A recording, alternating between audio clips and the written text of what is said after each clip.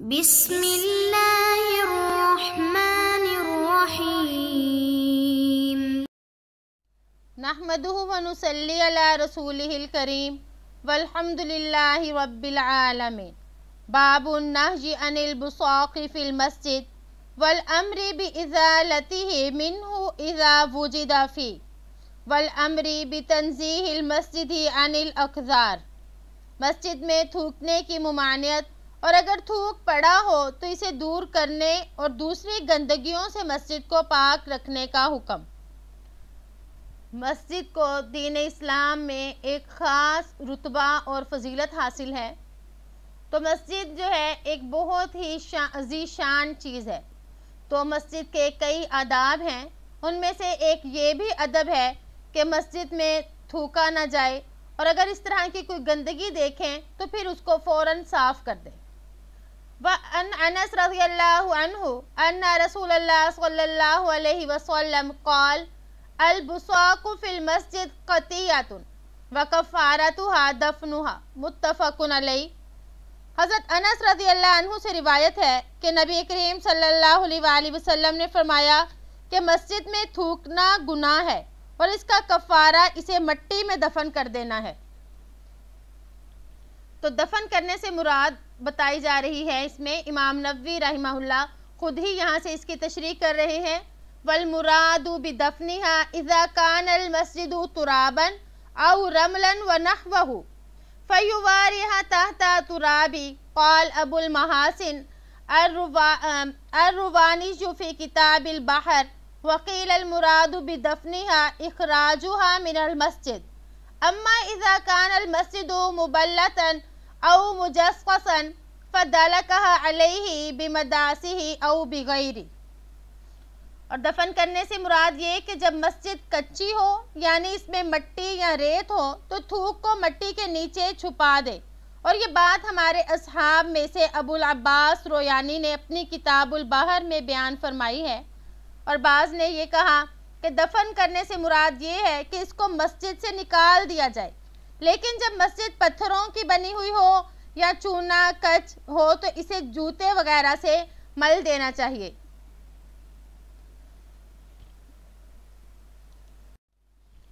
کما یفعلہ کثیر من الجاہلین فلیس ذلک بدفن بل زیادۃ فی الخطیہ وتکثیر للقذر فی المسجد وعلی من فعل ذلک ان یمسحہ بعد ذلک بثوبہ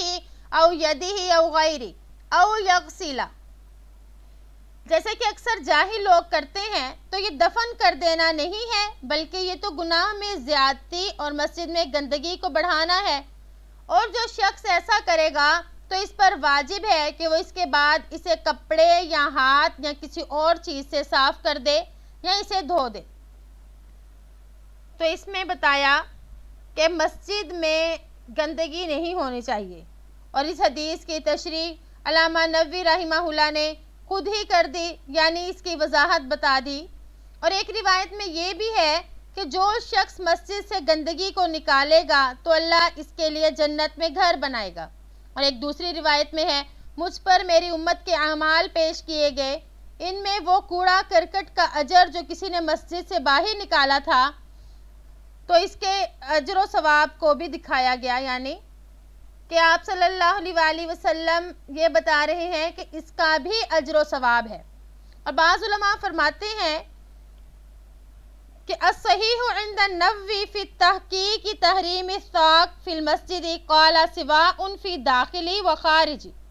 یعنی علامہ نووی کے نزدیک محقق بات یہ ہے کہ مسجد میں تھوکنا حرام ہے، خواہ تھوکنے والا مسجد کے اندر ہو یا مسجد سے باہر ہو۔ تو مسجد کے یعنی باہر کھڑا ہے اور اندر تھوک دے تب بھی یہ منع ہے۔ تو مسجد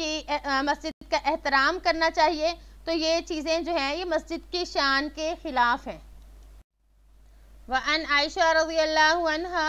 ان رسول اللہ صلی اللہ علیہ وسلم رأى فی جدار القبلۃ مخاطا او بزاقا او نخامتا فحکہ متفق علیہ۔ حضرت عائشہ رضی اللہ عنہا سے روایت ہے کہ بے شک رسول اللہ صلی اللہ علیہ وآلہ وسلم نے مسجد کے قبلے والی دیوار پر ناک یا تھوک یا بلغم کو دیکھا تو اسے کھرچ کر صاف کر دیا۔ یعنی آپ صلی اللہ علیہ وآلہ وسلم نے مسجد کی دیوار پر گندگی دیکھی تو خود ہی اسے صاف فرمایا۔ تو انسان طبعاً نفاست پسند ہی ہوتا ہے اور اس کی تمنا یہ ہوتی ہے کہ وہ خود بھی صاف ستھرا رہے اور اس کا گھر بار بھی صاف رہے۔ تو اسی سے اندازہ لگایا جائے کہ دربار الہی یعنی خانہ خدا مسجد، اس کی نظافت، تطہیر و صفائی کس قدر ضروری ہے۔ جہاں انسان اپنے حقیقی مولا کی عبادت کے لیے ہی جمع ہوتا ہے، یعنی مسجد کا مقصد ہی اللہ کی عبادت ہے۔ اور امام شعرانی رحمہ اللہ فرماتے ہیں کہ آپ صلی اللہ علیہ وآلہ وسلم کی احادیث سے معلوم ہوتا ہے کہ آپ نے ہم سے عہد لیا کہ ہم مساجد کو ہر قسم کی گندگی اور کوڑا کرکٹ سے پاک صاف رکھیں گے، مگر آج کا مسلمان اس بارے میں انتہائی غافل اور لاپرواہ ہو چکا ہے۔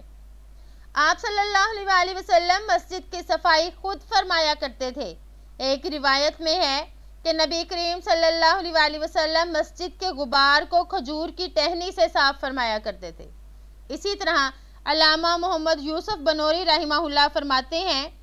کہ آپ صلی اللہ علیہ وآلہ وسلم سے وارد ہے کہ آپ خود مسجد میں جھاڑو لگا دیا کرتے تھے۔ تو اس سے معلوم ہوا کہ مسجد کی صفائی جو ہے یہ بہت عظیم الشان کام ہے۔ آپ صلی اللہ علیہ وآلہ وسلم کی سنت پر بھی عمل ہے اور مسجد کی خدمت جو ہے اس کا بہت زیادہ اجر و ثواب ہے۔ اس لیے ہمیں مسجد کی صفائی کا خاص اہتمام کرنا چاہیے، شہ جائے کہ ہم اس میں گندگی کا ذریعہ بنیں، یعنی کبھی تھوک دیں یا کوئی اور چیز ایسے گرا دیں تو یہ مسجد کی شان کے خلاف ہے۔ یہ اللہ کا گھر ہے مسجدیں، تو ان کی صفائی ہمارے لیے بہت ضروری ہے۔ وعن انس رضی اللہ عنہ ان رسول اللہ صلی اللہ علیہ وسلم قال ان هذه المساجد لا تصلح لشيء من هذا البول ولا القذر انما هي لذكر الله تعالى وقراءة القرآن او كما قال رسول اللہ صلی اللہ علیہ وسلم۔ حضرت انس رضی اللہ عنہ سے روایت ہے کہ بے شک رسول اللہ صلی اللہ علیہ وآلہ وسلم نے فرمایا یہ مسجدیں اس پیشاب اور گندگی کے لائق نہیں ہیں، یہ تو اللہ کے ذکر اور تلاوت قرآن ہی کے لیے ہیں، یا اس طرح آپ صلی اللہ علیہ وآلہ وسلم نے ارشاد فرمایا۔ آپ صلی اللہ علیہ وآلہ وسلم نے یہ ارشاد اس وقت فرمایا جبکہ ایک دیہاتی نے مسجد نبوی میں پیشاب کر دیا تھا۔ لوگوں نے تو اس کو بہت کچھ کہنے کا ارادہ کیا، مگر آپ صلی اللہ علیہ وآلہ وسلم نے اس کو نہایت تحمل اور حکمت سے یہ سمجھایا کہ مسجدیں صرف اللہ کی عبادت، ذکر اور دعا و تلاوت کے لیے بنائی جاتی ہیں، اس میں یہی کام کرنا چاہیے۔ حضرت امام شعرانی رحمہ اللہ فرماتے ہیں کہ دنیا کے بادشاہ کے بیرونی دروازے کے پاس بھی اگر کسی شخص کا معصوم بچہ پیشاب کر دے تو اس شخص کو اس وقت تک چین نہیں آئے گا جب تک وہ اس گندگی کو صاف نہ کر دے، خواہ اس کی صفائی اپنی چادر یا قمیض ہی سے کیوں نہ کرنی پڑے۔ یہ محض بادشاہ کے خوف سے ہے کہ کہیں اس بادشاہ کو خبر نہ ہو جائے، اور اگر یہی معاملہ مسجد کے ساتھ ہو جائے تو پھر وہاں پر شام تک نجاست پڑی رہے گی۔ یہ اندازہ اللہ جل شانہ کے جناب میں توہین آمیز ہے، کیونکہ اللہ جو ہے وہ تو بادشاہوں کا بادشاہ ہے، اور مسجدیں جو ہیں اس کے جتنا ان کا اکرام ہے تو بادشاہوں کے محل اس کے مقابلے میں کیا۔ تو اس لیے ہمیں ہمیشہ مسجد کی صفائی کا خیال کرنا چاہیے، ہم ہمیشہ مسجد کو صاف ستھرے رکھنے والوں میں ہوں، نہ کہ مسجد میں گندگی پھیلانے والوں میں سے۔ کسی بھی طرح کی مسجد میں گندگی نہ پھیلائی جائے تو یہ مسجد کی بے ادبی ہوگی۔ باب کراہت الخصومت فی المسجد ورفع الصوت فیہ ونشد الضالۃ والبیع والشراء والاجارۃ ونحوها من المعاملات۔ مسجد میں جھگڑا کرنے، آواز بلند کرنے، گمشدہ چیز کا اعلان کرنے اور خرید و فروخت اور کرائے مزدوری وغیرہ کے معاملات کرنے کی ممانعت کا بیان۔ پچھلے سبق میں یعنی پچھلا جو باب تھا اس میں ہم نے مسجد کا ادب یہ پڑھا کہ اس میں گندگی یعنی تھوک وغیرہ نہ پھینکا جائے، تو اب یہاں پہ مسجد کا ایک اور ادب بتایا گیا کہ مسجد میں جھگڑا بھی نہ کیا جائے، اسی طرح بلند آوازوں کے ساتھ بات نہ کی جائے کیونکہ یہ بھی مسجد کے ادب کے خلاف ہے، اور دوسرا یہ جو بتایا گمشدہ چیز کا اعلان وغیرہ، یعنی یہ تمام چیزیں مسجد کی عظمت کے، مسجد کی وقار کے خلاف ہیں۔ کیونکہ مسجد کا مقصد اللہ کی عبادت ہے تو مسجد کو اسی مقصد کے لیے استعمال کیا جائے، مسجد میں دینی باتیں ہی ہوں۔ عن ابی ہریرہ رضی اللہ عنہ انہ سمع رسول اللہ صلی اللہ علیہ وسلم یقول من سمع رجلا ينشد ضالة في المسجد فليقل لا ردها الله عليك فإن المساجد لم تبنى لهذا۔ حضرت ابو ہریرہ رضی اللہ عنہ سے روایت ہے کہ انہوں نے نبی کریم صلی اللہ علیہ وآلہ وسلم کو فرماتے ہوئے سنا کہ جو شخص کسی آدمی کو مسجد میں گم شدہ چیز کا اعلان کرتے ہوئے سنے تو اسے چاہیے کہ وہ یہ کہے اللہ تعالیٰ تجھ پر یہ چیز نہ لوٹائے، اس لیے کہ مسجدیں اس کام کے لیے نہیں بنائی گئیں۔ تو اس میں فرمایا کہ مسجدوں میں اس طرح کے اعلان کرنا منع ہے، تو اس سے معلوم ہوا کہ گم شدہ چیز کو مسجد میں تلاش کرنا مکروہ تحریمی ہے۔ پھر مسجد میں گم شدہ چیز کی تلاش کی بھی دو صورتیں ہیں، ایک ان دونوں میں سے زیادہ قبیح اور مذموم ہے، وہ یہ ہے کہ چیز کہیں مسجد سے باہر گم ہوئی ہو اور لوگوں کے اجتماع کی وجہ سے اس کو تلاش اور اعلان مسجد میں کروایا جائے، اور دوسری صورت یہ ہے کہ وہ چیز مسجد ہی میں گم ہوئی ہو تو اس کو تلاش اور اعلان جو ہے مسجد میں کیا جائے، تو یہ دوسری صورت ہے، اور یہ صورت اس وقت میں جائز ہے جبکہ مسجد کا احترام جو ہے وہ رکھا جائے، یعنی شور و شغب بھی نہ ہو، بغیر شور و شغب کے اعلان کیا جائے تو یہ درست ہے۔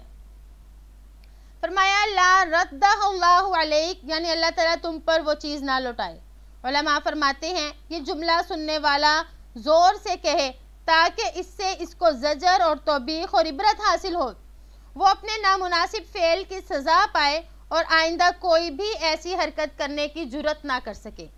یعنی یہ پوشیدہ بات نہ ہو بلکہ کھلم کھلا بات ہو۔ وعنہ ان رسول اللہ صلی اللہ علیہ وسلم قال اذا رأيتم من يبيع او يبتاع في المسجد فقولوا لا اربح الله تجارتك واذا رأيتم من ينشد ضالة فقولوا لا رد الله عليك، رواہ ترمذی وقال حدیث حسن۔ انہی سے یعنی حضرت ابو ہریرہ رضی اللہ عنہ سے روایت ہے کہ بے شک آپ صلی اللہ علیہ وآلہ وسلم نے فرمایا جب تم کسی شخص کو مسجد میں کوئی چیز فروخت کرتے یا خریدتے ہوئے دیکھو تو کہو کہ اللہ تعالیٰ تمہاری تجارت کو نفع بخش نہ بنائے، اور جب تم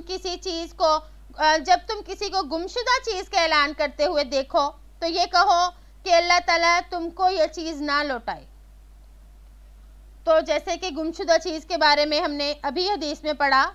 تو یہاں پر ہے کہ اگر کوئی تجارت کرے یعنی خرید و فروخت کرے تو تب بھی اس کے لیے یہ کہو کہ تمہاری تجارت نفع بخش نہ ہو۔ علماء فرماتے ہیں کہ مسجد کو بنایا گیا ہے کہ وہاں پر نماز، تلاوت، ذکر، اذکار وغیرہ ہوں، یعنی اللہ کی عبادت کی جائے، اور اگر وہاں پر خرید و فروخت شروع ہو جائے تو پھر ان عبادات میں خلل پڑے گا۔ اس لیے اگر کوئی شخص یہ غلط کام مسجد میں کرے تو دیکھنے والا زور زور سے کہہ دے کہ اللہ تمہاری تجارت میں برکت نہ دے، تاکہ وہ اس غلط کام سے باز آ جائے۔ اور پھر جیسے کہ پہلے پڑھا وَإِذَا رَأَيْتُم مَّن يَنشُدُ ضَالًّا، کہ تم کسی کو مسجد میں اپنی گم شدہ چیز کے اعلان کرتے ہوئے دیکھو تو کہو کہ اللہ تمہاری چیز واپس نہ لوٹائے، یعنی اپنی گم شدہ چیز کا اعلان مسجد میں کرنا منع ہے۔ اس کا جائز طریقہ یہ ہے کہ وہ شخص مسجد کے دروازے کے پاس بیٹھ جائے،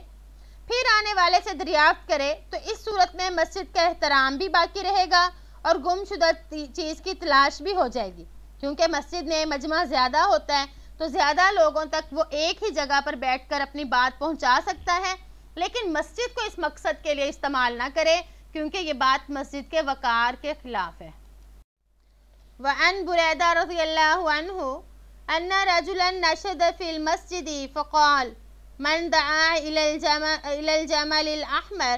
فقال رسول اللہ صلی اللہ علیہ وسلم لا وجدت انما بنیت المساجد لما بنیت لہ، رواہ مسلم۔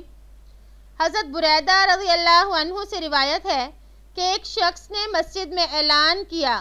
پس اس نے اعلان کیا کہ کون ہے جو مجھے میرے سرخ اونٹ کا پتہ بتا دے،